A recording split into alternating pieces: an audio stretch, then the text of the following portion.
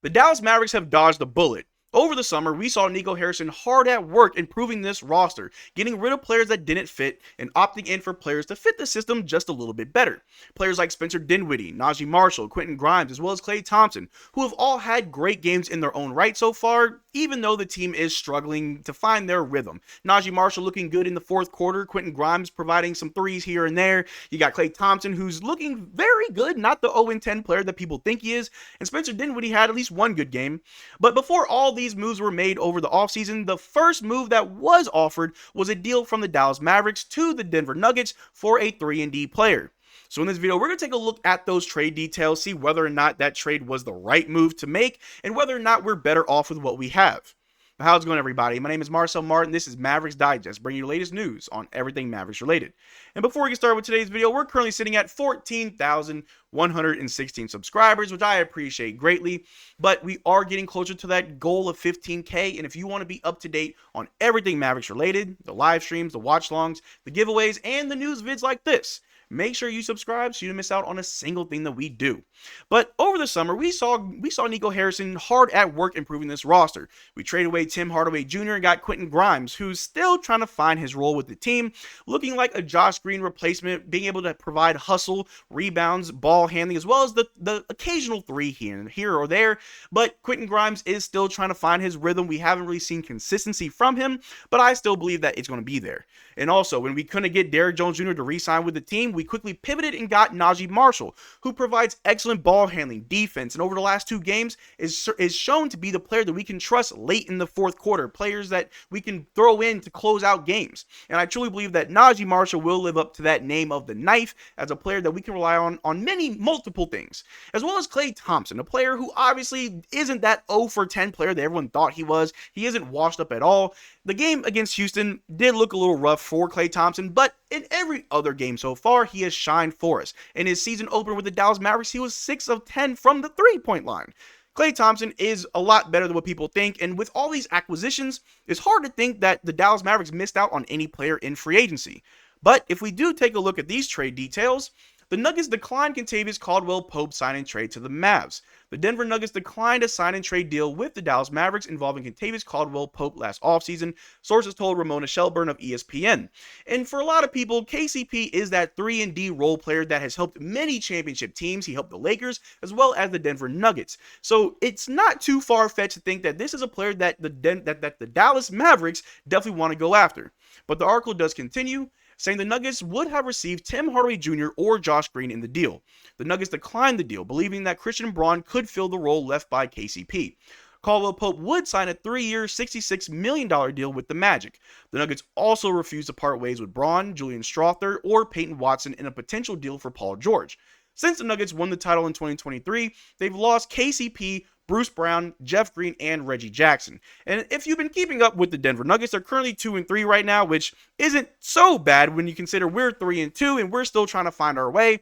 The Denver Nuggets are having a hard time keeping good talent. They got Russell Westbrook in the offseason, which had like one good game and the rest have been very bad, where Nikola Jokic has to pull off crazy triple doubles just to potentially win in overtime to lottery pick teams.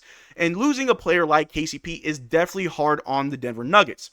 But before any move that we made, if we did offer Tim Hardaway Jr. and Josh Green for KCP and that trade went through, that makes the Klay Thompson trade that much harder because we had to use Josh Green in that multi-team deal, sending him to the Charlotte Hornets to get Klay Thompson. And then sending Tim Hardaway Jr. means we don't have that trade for a player like Quentin Grimes.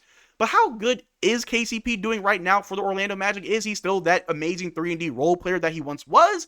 Well, he's having a hard time. And if we take a look at his stats right here, for this season, he's averaging 5.8 points, 1 rebound, 1.3 assists, 0.8 blocks, 1.3 steals, 0.7 turnovers, and 2.3 fouls per game, shooting 31% from the floor and only 19% from three.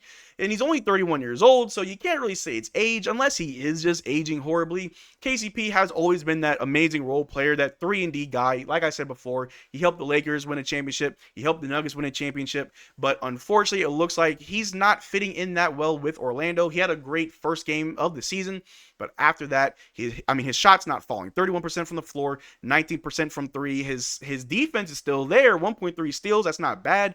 The rebounds are definitely low. The scoring's low. So the Dallas Mavericks definitely dodged the bullet by not, going through with this trade, or I guess the Denver Nuggets helped us out by declining this trade offer, because I like the offers that we got. I like the players that we did end up with. If we did go this route, potentially with how the money looks, we only get to sign Najee Marshall. We don't get the trade with Detroit to get Quentin Grimes. We potentially miss out on Klay Thompson, which I think is the biggest miss right there. The money would have been tough, and of course we wouldn't be able to get a player like Spencer Dinwiddie. It would definitely look like Markieff Morris was the biggest signing of our offseason. But how bad is it really? If we take a look right here, the Orlando Magic, like I said, they did sign KCP, 3 years, $60 million. If you add the signing of Najee Marshall, that's roughly around $88 to potentially over $90 million in just those two signings alone. Meaning getting Klay Thompson, again, would be a lot harder, asking him to take even less money, unless we have to move players like Jaden Hardy or Omax. Some people might be okay with that. I'm not okay with that. I like what we currently did. But this was posted right after the Orlando Magic signed KCP, saying KCP is a winner. On-ball defense, on-ball D against guards is special. One of the best transition defenders in the NBA. Elite jumping pass lanes, 42% corner three, 47% mid-range shooter, attacks closeouts. Slots in perfectly next to any star in the league. Big time signing by the Orlando Magic. And if that is the KCP that we would have got, then yes, that definitely would have been the replacement for Derrick Jones Jr., a 3-and-D player, attacks closeouts. That would have been our point of attack defender. And if we were getting the KCP that Orlando's currently getting, I'm not sure that's really the route that we definitely want to go through. But if we were getting the old KCP, then that's a completely different story. A whole lot of what ifs being thrown around, but the fact of the matter is, even if the Dallas Mavericks have their own struggles, which really aren't that big of struggles, fans would tell you otherwise, I think the route that we ended up going was the right route. We got Klay Thompson. We did have to give away Josh Green. We did have to move some picks around, but we never lost a single first-round pick in this offseason. We did sign Najee Marshall. We also got rid of Tim Hardaway Jr. and got Quentin Grimes, who is still trying to find his rhythm with the team. We also had to sign Spencer Dinwiddie. We didn't have to, but I like that we did. He did have that one good game. Hopefully he has a couple more. Otherwise, we should pivot more to Jaden Hardy. But that's also a good thing. We still have Jaden Hardy. We still have Omax. We made all these moves without moving any of our first-round picks, without losing Omax or Jaden Hardy, which means we still have young talent. I think Nico Harrison did a great job. I would have loved to have KCP and then keep some of these other players if we still had the old KCP, not this new Orlando KCP.